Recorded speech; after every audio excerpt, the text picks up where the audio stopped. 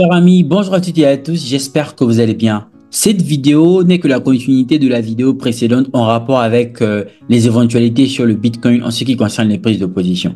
Bien sûr, il y a une surprise qui concerne tout le monde dans cette vidéo, donc je vous suggère de bien vouloir la regarder jusqu'à la fin. En effet, dans la vidéo précédente, je mettais un exergue sur les ventes en ce qui concerne le trading de retracement, soit des 20%, que j'attendais éventuellement le prix dans cette zone, dite zone de demand, en prenant le niveau de 97 426 $ comme étant un niveau de liquidité. Cependant, on voit que le prix est juste venu réagir sur le niveau, dit niveau de liquidité. En l'occurrence, il est venu réagir sur cette mèche qui est ici, qui puisait aussi un order block. Bien évidemment, dans ce genre de situation, que faut-il faire? Que faut-il faire lorsqu'on attend le prix dans une zone et celui-ci ne vient pas, en tout cas pas de suite? Il faut bien comprendre qu'en tant que trader et surtout en tant qu'être humain, on a le droit, c'est notre droit le plus absolu, en l'occurrence, se tromper, faire des erreurs. Dans ce sens-là, le plus important est de surtout adapter notre analyse en fonction de la démarche du marché, de ce qu'on appelle la contextualisation. Beaucoup de traders aujourd'hui se bornent à ne pas être flexibles alors que le trading nécessite une flexibilité, bien évidemment une flexibilité qui prend en compte toujours les éléments requis pour pouvoir entrer en position en fonction de notre plan de trading. Ici, on voit bien que j'attendais le prix dans cette zone qui plus est une zone valide. Néanmoins, il est venu réagir tout simplement dans la zone au-dessus. Alors, avec un peu de recul, je me suis rendu compte qu'en fonction de la structure interne, il y avait éventuellement ce niveau qui pourrait faire réagir le prix sur le court terme. En l'occurrence, un niveau exploitable. Bien évidemment, en fonction de notre cycle de liquidité, c'est lui qui nous permet de retracer pour créer cette liquidité intéressante, soit la liquidité de 97 761, qui au final était un renfort à celle de 97 354. Dans ce genre de situation où vous attendez le prix dans une zone et que il met du temps à arriver, ou encore qu'il fait des scènes avant d'y arriver, que faites-vous? Eh bien, en tant que trader, il faut être flexible, il faut faire ce qu'on appelle l'adaptation.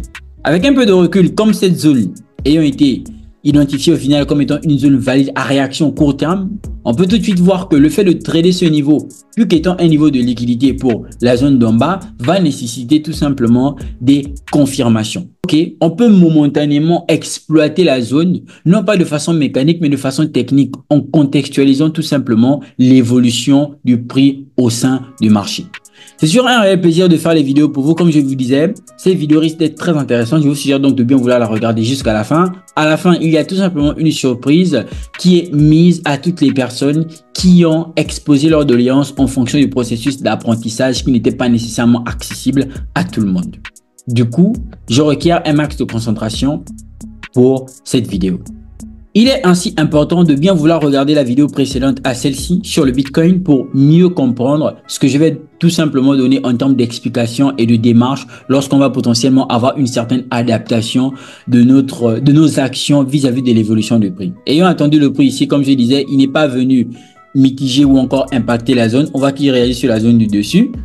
Comment est-ce que j'ai quand même pu déclencher les positions acheteuses que vous êtes en train de voir à l'écran actuellement?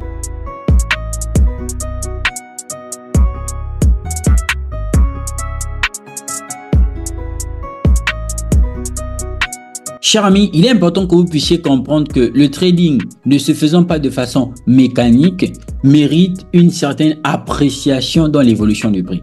Tout de suite, on voit que le prix vient dans cette zone. Techniquement, c'est ce qui pourrait s'apparenter à de l'inducement renforcé en fonction de celui de gauche. Essayez d'apprécier l'évolution du prix. L'appréciation de l'évolution du prix passe surtout par une question primordiale. Qu'est-il en train de faire? Techniquement, si je suis en 2 heures, force est de constater que éventuellement une bougie de 2 heures prendra du temps. Il faut régresser. La régression sous-entend aller en unité de temps, voir la schématisation du prix. Il faut bien comprendre que la fatalité du marché sous-entend que il y a une interprétation de la démarche du prix en fonction des unités de temps. Bien évidemment, de la macro à la micro. Et rien ne se passe en macro qui n'a été annoncé en micro, car la micro va venir confirmer tout simplement la macro, tout en sachant que la structure macro reste importante parce que c'est elle qui va nous donner tout simplement le biais directionnel et les liquidités importantes. Dans ce sens-là, on voit que le BTC est en train d'évoluer. Dans son évolution, il va tout simplement nous sortir des configurations assez intéressantes. Ici, plusieurs personnes sélectionneraient directement ce Inside OB car c'est celui qui est privilégié, en tout cas le premier dans la quête des Inside OB suite aux IDNBS qui ont été tout simplement identifiés préalablement. Sauf que ici, on se rend bien compte que cette bougie qui est ici est une liquidité. Par conséquent, il est donc important pour nous de positionner notre point d'entrée en tenant en compte la liquidité pour ne tout simplement pas être surpris.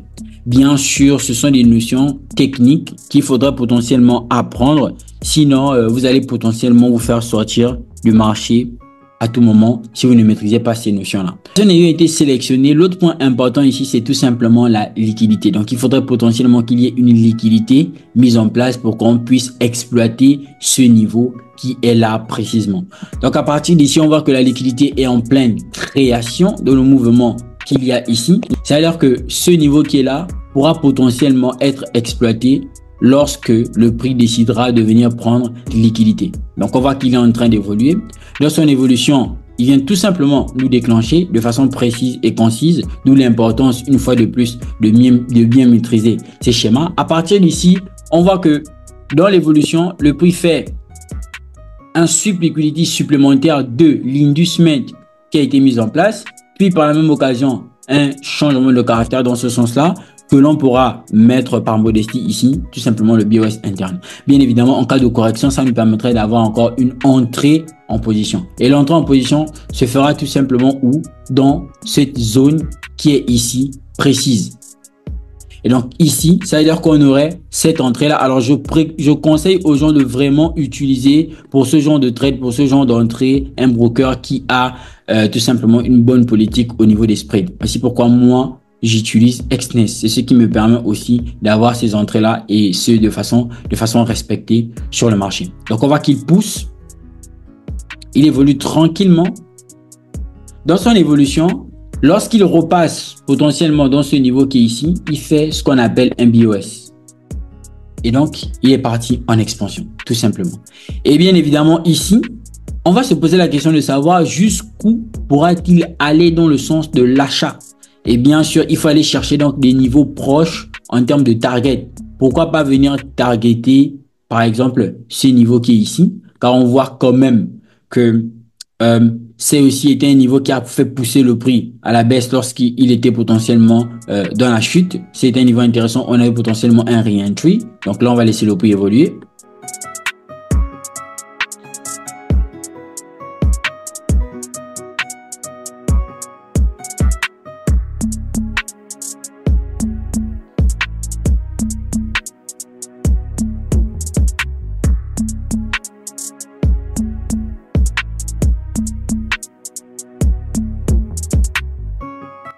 Alors, qu'est-ce qu'on peut remarquer à partir d'ici?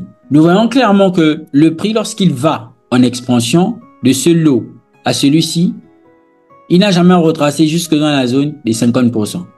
Ici, on n'a pas eu de retracement jusque dans la zone des 50%. Par conséquent, le bail qui a été initié ici est un faux mouvement acheteur et ça, c'est une liquidité que le prix a tout simplement laissé. Et donc, à partir de là, on va donc identifier ce mouvement ici comme étant une FS, ce que j'appelle tout simplement fausse structure.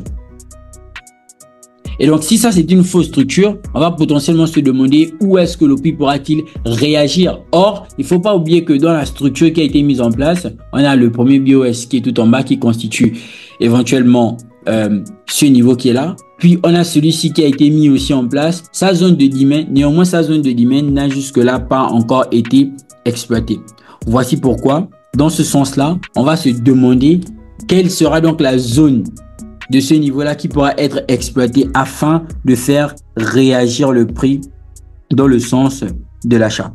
Pour ce faire, vous allez voir que on a pratiquement toute cette zone-là d'intervention qui est en bas ici, bien évidemment en prenant en compte le fait que cette zone, dite zone flip, sert tout simplement de niveau de liquidité et c'est éventuellement ce qu'ici on va appeler l'inducement. Bien évidemment, quand vous maîtrisez vos schémas, c'est tout simplement simple, c'est tout simplement pratique et le trading, il est simplifié. Donc là, on va attendre le prix dans cette zone-là.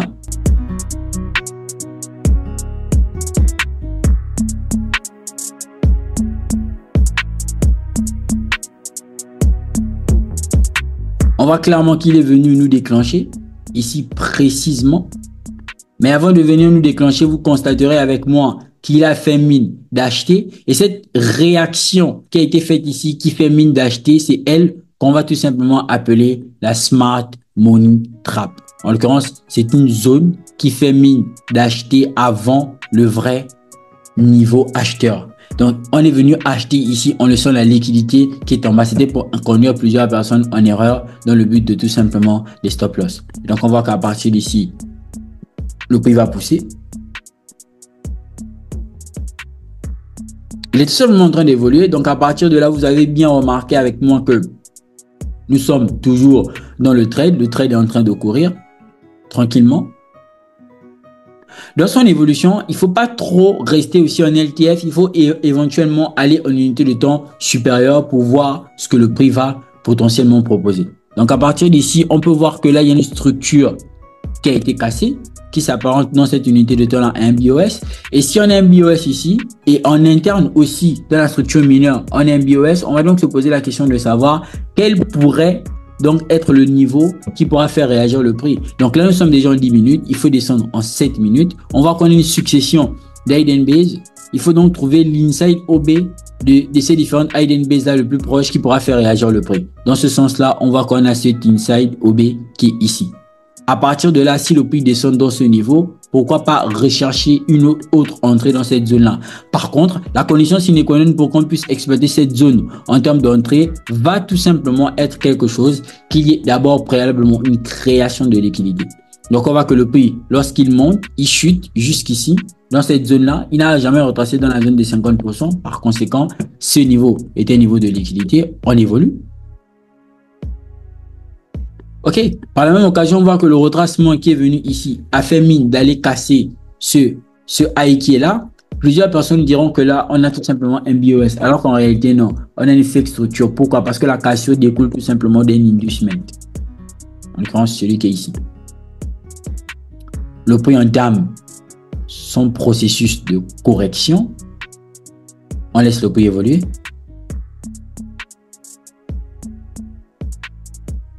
En réalité, tout ce qu'il est en train de faire, c'est une création de liquidité. Ça, c'est un type de liquidité en SMC qu'on appelle momentum shift.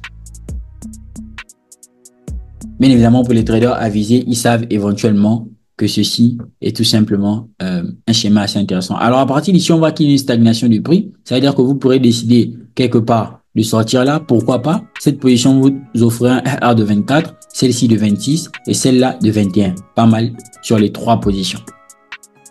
Donc ça, c'est potentiellement des positions court terme qu'on va prôner. Car effectivement, nous sommes dans le fait de trader ici une liquidité, un mouvement qui découle d'une liquidité. Donc on voit que tout ça, c'est une création de liquidité qui est mise en place. Alors cette création de liquidité, on pourra quand même aller chercher encore une entrée ici, tout en sachant que ces positions-là ont déjà été encaissées. Bien évidemment, ça se tente dans la mesure où le prix est toujours dans une...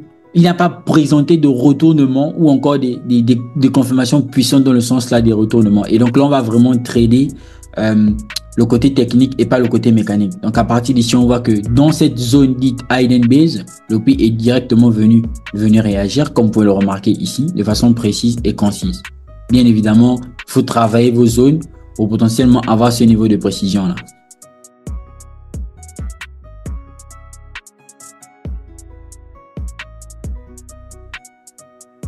Donc là, il est en train d'évoluer et nous sommes actuellement dans ce niveau qui est là précisément. Et on voit que la correction qui lui aussi ici a permis d'avoir tout simplement des petites positions vendeuses dans le sens du scalp.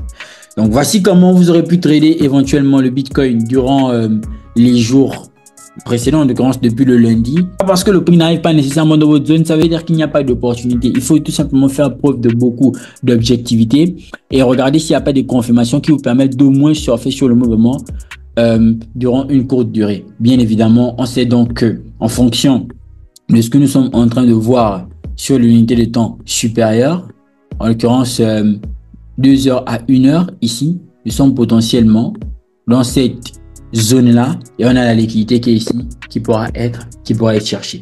Alors, j'espère que cette vidéo a été très intéressante. N'oubliez surtout pas de liker, commenter et partager. La surprise que j'avais à vous, pour vous aujourd'hui, c'est tout simplement que beaucoup de personnes se sont approchées de moi en me disant que j'avais un très bon contenu, que j'étais bon dans ce que je faisais, mais n'avaient pas nécessairement la possibilité d'accéder à ma formation qui est à 500 €. Donc, en l'occurrence, 325 000 francs. Voici pourquoi j'ai décidé de faire une réduction de façon limitée. Bien évidemment, pour toutes les personnes qui seraient intéressées, il vous suffira tout simplement de cliquer dans le lien en barre de description pour avoir toutes les modalités relatives à la réduction qui est potentiellement sur une durée qui va bientôt s'écouler ou encore s'estomper. C'est toujours un réel plaisir. Vous êtes sur Oracle. N'oubliez surtout pas de liker, commenter et partager comme disais-je tantôt. Allez, peace out.